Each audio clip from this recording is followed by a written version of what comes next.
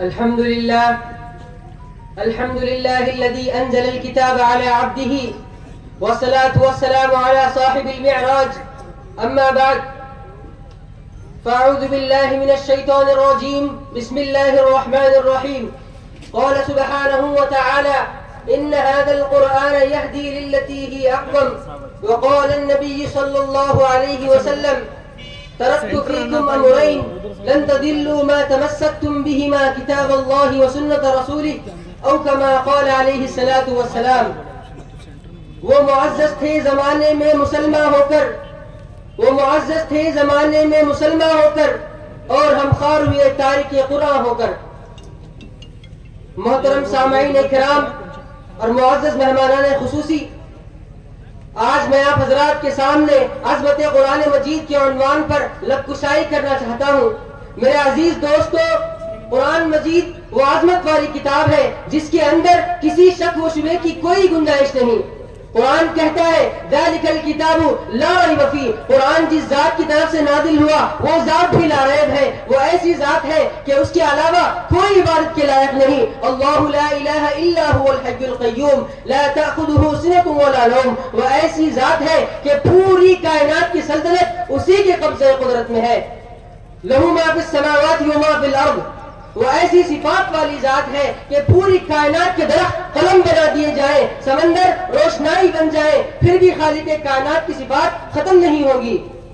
سامعین محترم، قرآن جس پیغمبر پر اترا وہ پیغمبر تمام انبیاء کا سردار، اول الانبیاء و خاتم الانبیاء ہے. ما كان محمد ابا احد من رجالكم ولكن رسول الله وخاتم النبيين. وہ ایسا پیغمبر ہے کہ جس کی زندگی میں پوری انسانیت کے لیے زندگی گزارنے کا نمونہ موجود ہے. لقد كان لكم في رسول الله اسوة حسنة. قرآن کو جو فرشتہ لے کر آیا وہ فرشتہ تمام فرشتوں کا سردار جبرائیل امین ہے. نزل به الروح الامین. وہ فرشتہ ایسا فرشتہ ہے کہ معزز القوت ہے، رب کائنات کے نزدیک مرتبے والا ہے. انہ لقول رسول کریم ذی قوت عند ذی العرش مکین. وہ فرشتہ امین بھی ہے اور اپنے پیغمبر پر لے کر بغیر کسی رد و بدل کے نازل کرتا ہے. قرآن کو جن اوراق پر لکھا گیا وہ ورق بھی پاک اور صاف ہے اور بلند مقام پر رکھے ہوئے ہیں. فی صحف مکرمہ مرفوعات مطہرہ. قرآن وہ عظمت والی کتاب ہے جو پوری انسانیت کے لیے رہبر ہے. کلا انہا تذکرہ فمن شاء ذکرہ. قرآن سیدھی راہ دکھانے والی کتاب ہے. ان ھذا القرآن یہدی للتی ہی اقوم. قرآن حق و باطل کے درمیان فرق کرنے والی کتاب ہے. تبارک الذی نزل الفرقان علی الارض لیکون للعالمین نذیرا. سامعین محترم، قرآن کریم جب سرور کائنات صلی اللہ علیہ وسلم پر نازل ہونا شروع ہوا تو کفار مکہ اور مشرکین مکہ کہنے لگے یہ محمد صلی اللہ علیہ وسلم کا اپنے بنایا ہوا کلام ہے، العیاذ باللہ. لیکن رفتہ رفتہ قرآن کی عظمت کو ان تمام باطل طاغوتی قوتوں نے تسلیم کیا. جب سرزمین مکہ پر قرآن کی عظمت کا ڈنکا بجا تو کفار مکہ اور مشرکین مکہ کہنے لگے یہ محمد کی اپنی بنائی ہوئی کتاب ہے. لیکن میں قربان جاؤں اس مقدس و معزز کتاب پر جس نے کفار مکہ اور مشرکین مکہ کو 3 چیلنج دے کر اپنی عظمت کا لوہا منوایا اور واضح طور پر اعلان کرنے لگا: قل ان اجتمعت الانس والجن على ان ياتوا بمثل هذا القرآن لا ياتون بمثله ولو كان بعضهم لبعض ظهيرا. اے مجھے جھوٹا کہنے والوں، اگر تم سچے ہو تو کائنات انسانی میں میرے جیسی مثال پیش کرو. قرآن نے تو وہ سب کے سب کفار گھٹنے ٹیکنے پر مجبور ہو گئے. قرآن نے پھر اعلان کیا اور کہا: قل فأتوا بعشر سور مثله مفتريات وادعوا من استطعتم من دون الله إن كنتم صادقين. اگر تم میری جیسی مثال پیش نہیں کر سکتے تو 10 سورتیں ہی بنا کر پیش کر دو. قرآن نے پھر اعلان کیا: وإن كنتم في ريب مما نزلنا على عبدنا فأتوا بسورة من مثله وادعوا شهداءكم من دون الله إن كنتم صادقين. اگر تم 10 سورتیں بھی پیش نہیں کر سکتے تو ایک ہی سورت پیش کرو.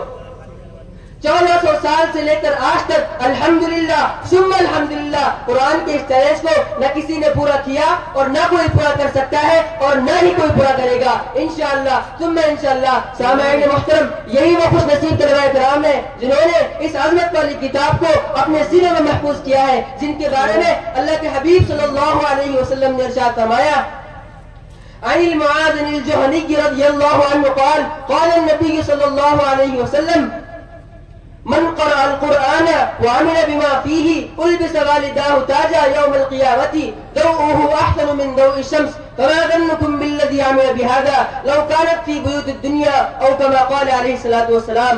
پیغمبر کریم کا قبیلہ جہنی کا جلیل القدر صحابی مدفون صوبہ سندھ حضرت معاذ جہنی رضی اللہ عنہ فرماتے ہیں کہ اللہ کے حبیب صلی اللہ علیہ وسلم نے ارشاد فرمایا جن ماں باپ نے مشقت برداشت کرتے ہوئے اپنی اولاد کے سینے میں اس قرآن کریم کو بطور امانت رکھوایا تو رب قیامت کے دن ان ماں باپ کو بلا کر ان کے سروں پر وہ سنتاج پہنائے گا جس کی روشنی دنیا کے سورج سے بڑھ کر ہوگی.